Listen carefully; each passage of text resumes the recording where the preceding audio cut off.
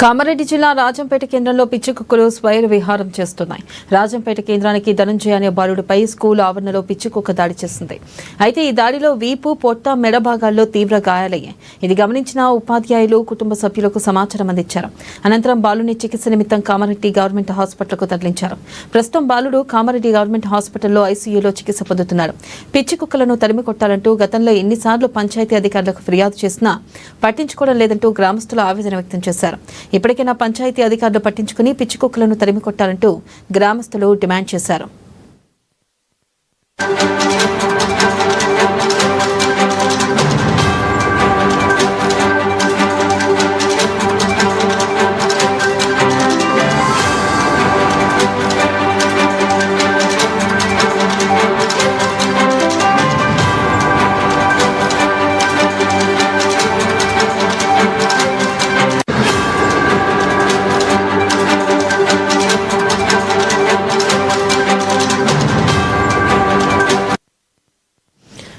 కామారెడ్డి జిల్లా రాజంపేట కేంద్రంలో పిచ్చి కుక్కలు స్వైర విహారం చేస్తున్నాయి.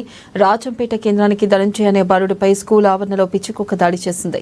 అయితే ఈ దాడిలో వీపు, పొట్ట, మెడ భాగాల్లో తీవ్ర గాయాలయ్యాయి. ఇది గమనించిన ఉపాధ్యాయులు కుటుంబ సభ్యులకు సమాచారం అందించారు. అనంతరం బాలుని చికిత్స నిమిత్తం కామారెడ్డి గవర్నమెంట్ హాస్పిటల్కు తరలించారు. ప్రస్తుతం బాలుడు కామారెడ్డి గవర్నమెంట్ హాస్పిటల్లో ఐసీయూలో చికిత్స పొందుతున్నాడు. పిచ్చి కుక్కలను తరిమి కొట్టాలంటూ గతంలో ఎన్నిసార్లు పంచాయతీ అధికారులకు ఫిర్యాదు చేసినా పట్టించుకోవడం లేదంటూ గ్రామస్తులు ఆవేదన వ్యక్తం చేశారు. ఇప్పటికైనా పంచాయతీ అధికారులు పట్టించుకుని పిచ్చి కుక్కలను తరిమి కొట్టాలంటూ గ్రామస్తులు డిమాండ్ చేశారు.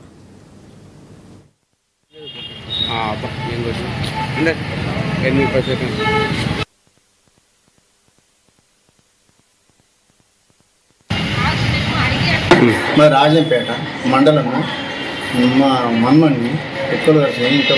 ఇంకా ఎవరైనా మొత్తం మంది కడుతున్నాయి.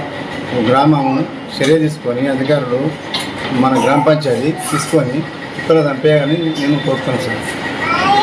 ఇట్లా ఏమైంది మీ మన్మడికి? కుక్కలు కరిచింది సార్. నేను కలిసినాయి. నేను కలిస్తే ఇట్లా తీసుకొచ్చిన ట్రీట్మెంట్ ఇక్కడ కామారెడ్డి ట్రీట్మెంట్ తీసుకుంటున్నాను సార్. ఇంకా వేరే పిల్లలకు గర్వైన అనుకున్నాను సార్. ఆ పిల్లలకు ఇంతే కదా, నా పిల్లలు గ్రామ పిల్లలు అంతే కదా సార్. అంటే కుక్కల నివారణ చెప్పడానికి పంచాయతీలో కుక్కలన్నీ చంపారు సార్. రాజంపేట గ్రామ పంచాయతీ చర్య తీసుకుంటే అధికారులు సెక్రటరీ. పల్నాడు జిల్లా మాచర్ల మండలం వైసీపీ నేత